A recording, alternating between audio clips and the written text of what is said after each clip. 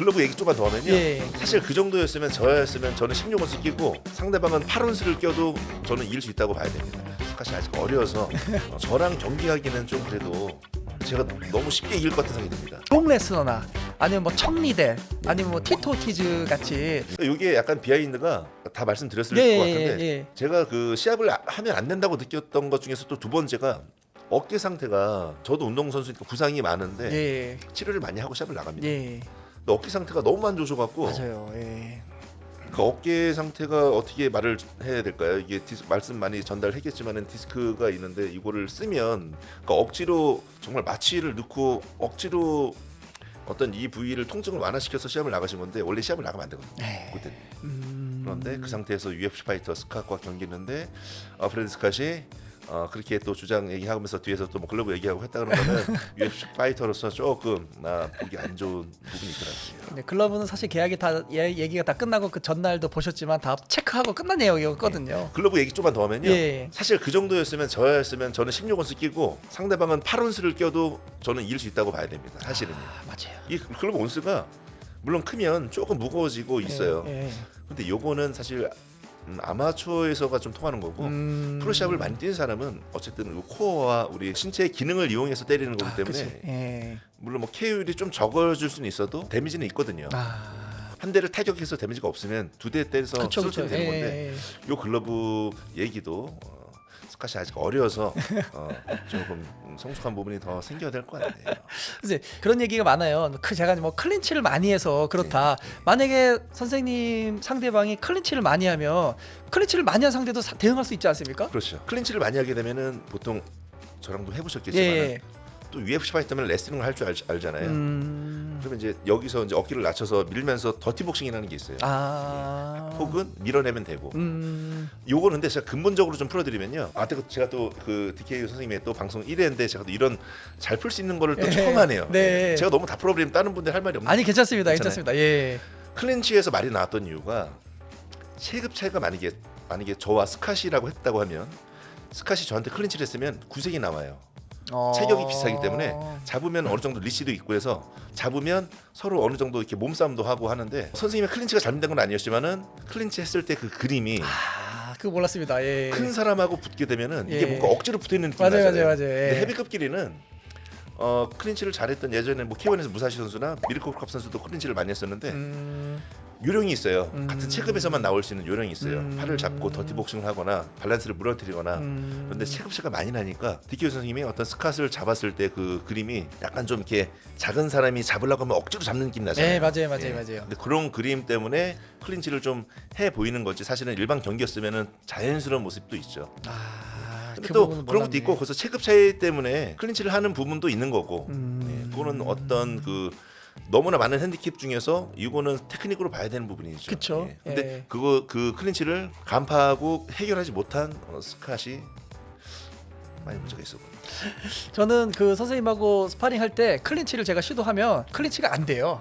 그렇죠. 예. 우리 명 선생님하고 저하고 스파링을 하면 제가 이제 클린치를 하고 이제 힘들어서 클린치 하잖아요. 그러면은 한 5cm 정도를 미리 빠져버리세요. 그런 상태에서 맞아버리니까 사실 클린치가 안 됩니다. 그리고 그 스캇이 체력이 좀 없었던 것 같아요, 느낌이. 예, 좀 없었죠. 체력이 예. 좀 있으면은 어떻게든 밀어내고 때릴 수가 있는 건데도 체급 차이가 많이 나기 때문에 그런데 이런 밀고 이런 힘 자체를 안 쓰려고 하더라고요. 맞아요. 그리고 나중에 체력이 빠지니까 그걸 어필도 하고. 예, 맞아요. 그래서 그 이제 많은 분들이 이제 브래들리 스캇하고 우리 이제 명 선생님하고 경기를 2022년에 혹시 이제 볼 수 있냐 이제 그런 부분들이 되게 많아요.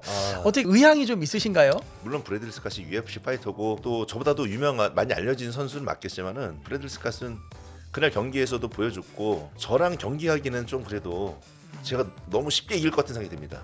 제 유튜브 구독자분들도 예. 댓글을 다시는데 예. 그 일반 분들이 봤을 때는 브래들리 스캇이 유대경 선생님을 DK 선생님을 그냥 쉽게 이겼어야 되는 게 맞다고 다 얘기를 하거든요. 맞아요. 그런데 그것도 안 됐으면은 사실 뭐 선생님 잘해서 그러신 거겠지만 그래도 브래들리 스캇이 좀 더 분발해서 한 경기 정도는 다른 선수가 이기고서 저한테 도전을 해야 되잖아요. 왜냐면 뭐랄까요, 좀 스캇이 운동량도 많이 적은 것 같고 스캇은 뭐 크게 감흥이 없네요. 그러면은 브래드 스캇이 그래서 복싱 경기로는 나는 안 하고 싶다. 네.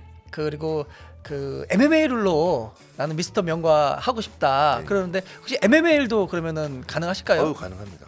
제가 먼저 그때 방송에서도 예. MMA를 얘기했었어요. 아 그러셨어요? 왜냐면 저는 체급 차이가 있기 때문에 그 친구는 그래도 뭐 오리지널 헤비급이 아니고 웰터급 정도였나요? 그리고 네. 저는 사실 헤비급이고 이 체급 차이가 있기 때문에 복싱으로는 제가 너무 유리하잖아요. 아무리 체급을 맞춰도 예. 뼈대라는 게 있기 때문에 그래서 MMA로 해도 사실 제가 충분히 이길 수 있죠. 근데 블레스카시 레슬링도 잘하고 하는데요. UFC 파이터고 제가 이제 준비해서 하면 그래도 그렇게 해야 어느 정도 공정하지 않을까 싶어요. UFC 파이터면 이런 느낌으로 공정을 만들어야 되는데 맞습니다. 저는 이제 제 생각에 그 선생님이 뭐 내년 이후부터 전 세계적으로 뭔가 이렇게 더 많이 알려지시고 더 유명인이 되실 것 같아요. 왜냐면 제가 2015년도까지는 국내에서 활동을 하다가 2016년도부터 해외에서 활동을 하기 시작했었거든요. 그러면서 이제 해외에서 쭉 세면서 이제는 49번 해외를 이제 나갔는데 근데 그 느낌이 있어요. 아 이게 뭔가 해외에서 뭔가 외국에서 뭔가 이 사람들이 좋아할 것 같다 뭐 될 것 같다 이런 느낌이 있는데 제가 선생님을 보면서 약간 그런 느낌이 있거든요. 그리고 이제 서양 분들은 키하고 덩치가 큰 사람들을 되게 좋아하거든요. 제 개인적인 생각으로 브래드 스캇도 브래드 스캇이지만 뭐 브록 레스너나 아니면 뭐 척리델 아니면 뭐 티토 오티즈 같이 진짜 그분들은 헤비급이지 않습니까? 그분들하고 만약에 복싱 매치가 만약에 제안이 들어오거나 만들어진다면 하실 어떻게 생각이 있으신가요? 저는 뭐 마다할 이유가 없습니다. 왜냐면 좀 풀어서 얘기하면 티토 오티즈 같은 경우는 사실 나이도 좀 있고 예. 그렇게 타격을 잘하는 스타일은 아니었거든요. 그리고 뭐랄까요 조금 헤비급이긴 하지만 파워도 좀 부족하고 그래서 티토 오티즈 같은 경우는 제가 개인적으로 좀 소신 있게 발언하면 쉽게 이길 것 같아요. 사실. 티토 오티즈는 뭐 어떤 외국 분들이 어떤 뭐 좀 이렇게 비난을 할 수도 있겠지만 예. 네가 뭔데 뭐 이렇게 하냐 할 수 있지만은 예. 그래도 제가 봤을 때는 대한민국 자존심도 있고 또 저도 격투기를 시합을 그래도 꽤 해봤기 때문에 네. 그리고 청리델 선수 같은 경우는 사실 글쎄요 경기를 할 수가 있을까 싶어요. 왜냐면 나이도 너무 많으시고 예전에 레전드로 좀 남아야 되지 않을까. 근데 지금 이제 브록 레스너 같은 선수 같은 경우는 지금 브록 활동하시잖아요. 예. 그래도 UFC에서 챔피언까지 했었고 피지컬이나 훈련량이나 몸 어떤 그 파워나 그런 거 봤을 때는 그래도 브록 레스너 선수랑은 저도 개인적으로 좀 해보고 싶어요. 그렇습니까? 그리고 경기 결과도 사실 제가 이길 것 같습니다. 복싱라면. 그렇습니까? 예. 그러면 난리 날 것 같은데요, 미국에서. 브록 레스너 선수가 미국에서 엄청 유명한. 엄청 유명하시죠. 지금도 활동하시죠, 프로레슬링으로. 예. 브록 레스너 선수가 이제 저랑 하면 명의연만 대한민국 사람이 뭐 와서 뭐 떠들고 이러면은 사실 뭐 이렇게 콧방귀도 안 낄 거예요. 저를 뭐 당연히 모르실 테고. 네. 근데 사실 또 제 개인적으로 욕심이 대한민국에도 이런 강한 사람이 있다는 걸 좀 알리고 싶은 마음은 있죠. 제가 얼마 전에도 복싱 그 외국인 선수하고도 스파링을 좀 했었는데 근데 그분도 얘기하시는 게 이 정도면 동양인에서 나올 수 있는 파워는 아닌 것 같다 얘기를 많이 하신 것도 있고 저도 그 자부심으로 시합을 했었고 그래서 브록 레스너 선수 정도면 그래도 제가 1라운드쯤에는 KO로 이길 수 있지 않을까 복싱을 하면 근데 이렇게 얘기하면 또 콧방귀 안 낄 텐데 진짜로 그 보여드릴 수 있습니다. 그렇습니까?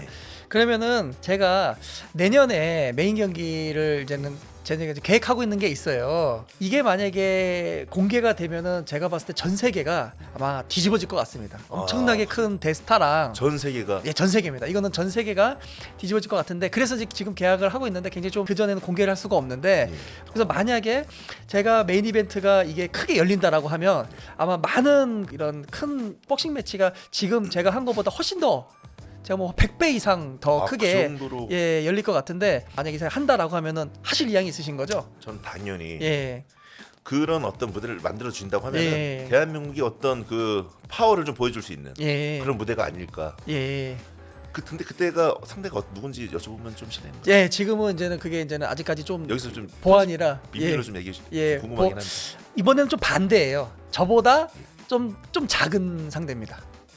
근데 이제 세계적으로 굉장히 유명한데 저보다 좀 작은. 근데 너무 많긴 많네. 많죠. 근데 그냥 그분을 얘기하면은 그냥 끝나는 겁니다. 그냥 유일합니다. 전 세계에서 지금 유일한 한 분이기 때문에 그 정도. 그냥 거기까지만 거기까지만. 거기까지. 오늘 선생님하고 첫 DK 쇼에 대해서 이렇게 설명을 드렸는데 어떠셨나요? 그러니까 제가 이제 사실 성격이 좀 장난스러운 성격이기도 하고요. 농담도 많이 하고 좀 실없는 소도 많이 하는 편인데 그래서 이제 조심스럽더라고요 말하기가. 근데 DK 선생님은 좀 진지하시면서 좀 진중하신 스타일이시니까 이걸 어느 정도까지 제가 얘기를 해야 되나 싶었는데 외국인 분들은 아마 선생님 같은 스타일을 더 좋아하실 거예요.